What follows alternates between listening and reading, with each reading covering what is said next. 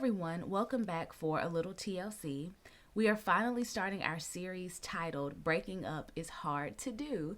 And so I got this series or the idea from this particular series from our last one that talked about consistency with our New Year resolution. There was one particular tip that went over like how sometimes we may need to change our crowd, but I realized as I was talking about that it can be difficult to change your crowd. And so I think that this series is going to be really beneficial as far as talking about like how to know when certain relationships need to end. So that's what we're going to talk about during this Breaking Up is Hard to Do series.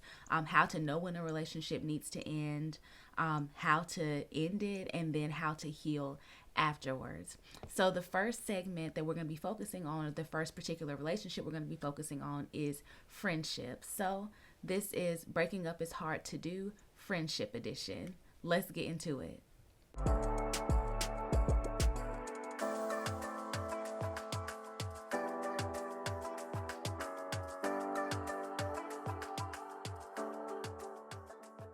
So breaking up is hard to do. We're talking about friendships. I will be honest with y'all that I am not that great in this area of realizing when a friendship needs to end. As I reflected upon my own friendships, I realized that most of the people that I have in my life that I call my friends have been around for like several decades, or a couple of decades. I haven't even made it to several, which I think is 3 like years of life. But they've been around for at least a couple of decades.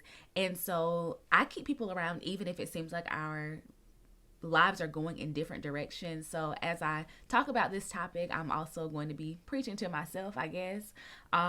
So friends, I first of all want to start off by defining what a friend is biblically and just in the dictionary in general. Because I think that we, and particularly women, tend to throw this friendship word around relatively loosely. And so I did want to give us a framework for how to look at what a friend is, what friendship should look like. So when we look at the Bible, there's one scripture in Proverbs chapter 17, verse 17 that says, "A friend loves at all times, and a brother is born for adversity." So a friend is going to love you at all times. Okay, there could be some good times, some bad times, whatever else is going on, but they're still going to love you. There's another scripture that says Proverbs 18 and 24. "One who has unreliable friends soon comes to ruin, but there is a friend who sticks closer to a brother." And so I want to focus on the first portion of that. Friends, a true friend is going to be reliable. You can count on them, okay? And then Proverbs 27 and 9 says, "Oil and perfume make the heart glad, and the sweetness of a friend comes from his earnest counsel." And so I wanted to include this one because your friends, they can tell you something. They can give you advice, and that might not always be the advice that you want to hear, but earnest, honest, good counsel is the sweetness of a friend. Additionally, in Ecclesiastes 4, starting at verse 9, it reads, "Two are better than one because they have a good return for their labor. If either of them falls down, one can help the other up, but pity anyone who falls and has no one to help them up. Also, if two lie down together, they will keep warm, but how can one keep warm alone? Though one may be overpowered, two can defend themselves. A cord of 3 strands is not quickly broken." And I know we like to talk about that scripture as it pertains to marriage and relationships, romantic relationships, but really these are also characteristics of a good friend, someone who can help you to get a good return on your labor, someone who can work with you, someone who will pick you up when you fall down. I know like in military times, it's the same sex or whatever, but if they're out there freezing cold, then your friend will help warm you up. I don't think that's talking about like in a homosexual context, but if you're cold, like I've cuddled up with my sisters to make sure that we ain't cold, or we'll share a blanket or whatever else, and so y'all can keep warm. You can fight off the enemy. You won't be overpowered as easily if there are 2 of you rather than 1 of you. Some folks' friends run off at the sign of trouble, and so yeah, y'all can help defend each other when you have a good friend. Other scriptures talk about how good friends are not easily angered, how they don't gossip and tear each other down, how it is good and pleasant for brothers to dwell together in unity, so they're unified. And the New Testament also talks about forgiving one another. And so those are just some good characteristics. Someone who loves you at all times, someone who is reliable, someone who gives you good counsel, someone who helps you get a return on your labor, who helps you when you fall down, who will keep you warm, who will help you defend yourself. Okay. And then in John 15:15, Jesus says, I no longer call you servants, because a servant does not know his master's plans or his master's business. Instead, I have called you friends, for everything that I have learned from my Father, I have made known to you. And so to me, I take that to mean that a friend can be in on the innermost details of your life. They can know your plans and know what you have going on. So those are some characteristics of a good friend.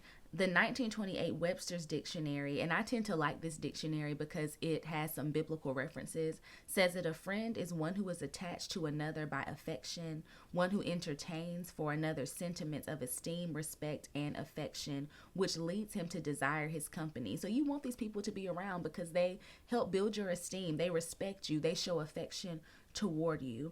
And your friend also seeks to promote his happiness or your happiness and prosperity. So they desire to have good things happening for your life, and they even promote those things. So they help you to get your happiness and your prosperity. And the final portion of this definition says that a friend is opposed to a foe or an enemy. So your friend is not going to be the same as someone who is trying to oppose you or someone who you feel like is trying to take you down. All right. So those are some characteristics of friendship. True friendship, which is not like acquaintances or whatever else, frenemies, whatever people are calling these things. And so I really want us to think about like whatever we have attached ourselves to and we're calling it friends. So as you think about what a good friend is based on those definitions, maybe it'll make it easier for you to maybe distance yourself from some folks because they might not actually be a true friend. So now that we've looked at what a friendship is or some characteristics for how friends should look, I like to talk about some signs that a friendship may need to end. Okay, and so I got some of these from journal.com, and so it gives just like some quick bullet points for some signs that a friendship may need to end. So one, the person betrays your trust. You barely have anything to talk about. You feel like they drain you. You are holding each other back. You feel judged by them. You do all of the emotional work. They aren't there for you when you need them. They don't value your time and your efforts. You enable each other's bad habits. They pressure you and or they resent your growth.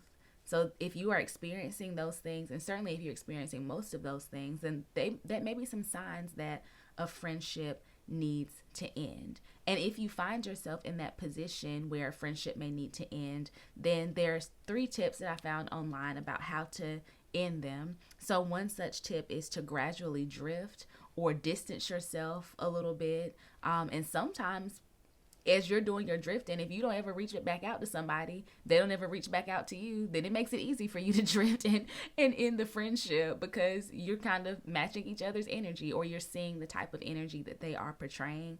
I saw a post on Facebook that said something like,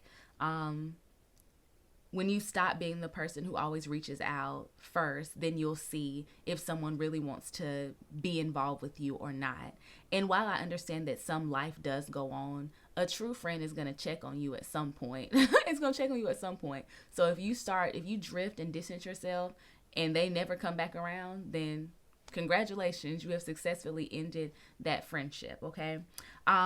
If you decide to have a conversation about it, or if you're in a space where you can have a conversation, try to use, I statements instead of placing blame or using things like, oh, this is toxic, you're toxic, or whatever else, and kind of sharing the responsibilities. So maybe having something like, hey, I've noticed that we aren't doing this like we used to, or we don't check in as often as we used to. And so I wanted to talk about that. So sometimes it is beneficial to have a conversation And in that conversation, you can kind of decide, is this something that we want to do better on when it comes to being friends, or can we mutually decide that this is sort of ended.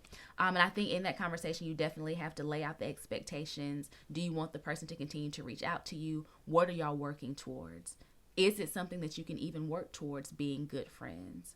Again. And then the fourth tip that you may have to do is cut it off cold turkey. And this is especially if it's not safe for you to remain in that friendship, or safe for you to have a conversation, or if they're like gaslighting you, or it's just super toxic for you to try to have that conversation. All right, so some ways to end the friendship: gradually drift, sharing the responsibility. If you have a conversation, and have a productive conversation where you kind of lay out the expectations of what y'all are working towards. Are you working towards being friends again? And then you can also just cut it off cold turkey. I also saw, I be on Facebook a lot apparently, something on Facebook where someone was like, it's immature for you to just cut people off with no explanation. But sometimes an explanation is just not, it's just not going to get it. It's going to cause you more drain and strain. So if there are safety concerns, and not just physical but emotional safety concerns, you don't have to talk to that person if they're making you feel this type of way where you're not even safe. You can definitely cut that off and keep it pushing. I really plan to talk about how to heal after a friendship ends, but the more that I studied and the more that I talked, that doesn't really seem to be, the healing part really doesn't seem to be the focus so much. And I'm not saying that you don't need to grieve after a friendship. Like the one scripture said, there's a friend who sits closer than a brother. So some of our friendships really do feel like family, and you can grieve that. You can grieve that loss and take some time to kind of process. But God is really more so saying, like, is this something that's even a friendship? Like, are we even in a healthy friendship that needs to be grieved, or is it something that needs to just be kind of faded out?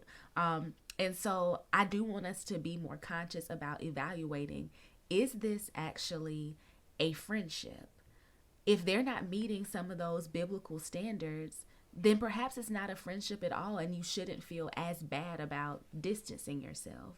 After we've decided if this is even a friendship, we do need to adjust our expectations and just realize that every friendship is not supposed to last forever. I know we like to think that, but it just simply isn't the reality. Our seasons change, our locations change, our jobs change, and everybody just can't go. They just can't go with you. It's great for the ones who are able to adjust as you adjust and as you grow. But if friends are not continuing to grow and you are, then you may just have to cut them off. So I do think it's important for us to be very prayerful. Ask God, what type of relationship is this that I'm in? What type of friendship is this? Is it a healthy one, first of all? And also, is this a friendship that's supposed to last forever, or is this a seasonal one or a situational one? If it's not one that's supposed to last forever, or if it's supposed to be something that's cut off, then again, drift or distance yourself. Have a conversation if you can. Set expectations about what y'all are working towards, or just cut it off if it's not going anywhere and if it's not healthy. There are biblical examples of this. For example, there is a time in the book of Acts where Paul and Mark, they get into this argument and they have to separate. So Paul takes Silas with him to the next location, and Mark and Barnabas go to some other locations. And so they had to separate. Like, they got into an argument and they had to go on about their business, but that didn't mean that they were going to be separated forever, because in later books of the Bible, the Apostle Paul actually asked Mark to come back and to help him with some ministry items when their goals were more aligned. And so just because you may have to separate for a while doesn't mean that you're going to be separated forever, but you may have to distance yourself. And so that's one example of a friendship ending, or at least the distancing portion taking place. Another example of friendships ending or trying to adjust, like what the expectations needs to be, comes from Jesus, Peter, and Judas. Both Peter and Judas betrayed Jesus in some way. Judas sold him out for 30 pieces of silver, and then Peter denied Jesus 3 times. But Peter and Jesus's friendship was able to be rekindled and resolved. And so again, Every friendship is not supposed to last forever, such as that with Jesus and Judas. But Peter, even though he betrayed Jesus, denied Jesus, was able to become Jesus's friend again at some point in the future. Okay, so just remember, evaluate if this is actually even a friendship. Okay, I don't want us to exert so much energy in figuring out if this is something we need to heal from, and racking our brains about something that's not even a real friendship. And then after that, evaluate, is this a friendship forever? Are folks continuing to grow? And if by chance you do have to distance yourself from some friends, find some folks who are in your community, folks who are meeting the biblical definition of a friend, folks who love you, folks who are helping you, who are growing with you. Because we do need community. We just have to make sure we are connecting to folks who are going where we're trying to go, and who are, seeking after God and meeting that biblical definition of friend. This did not go where I intended, but I do think we need to evaluate our friendships overall. I would love to know what you all think about this. Do you have any problems evaluating your friendships or ending them if they need to be ended? If you have additional tips for evaluating or ending friendships, then I would love to see those. Make sure you comment, make sure you like and you share. I hope y'all have a wonderful week, and I'll see you next time for a little TLC. Bye-bye.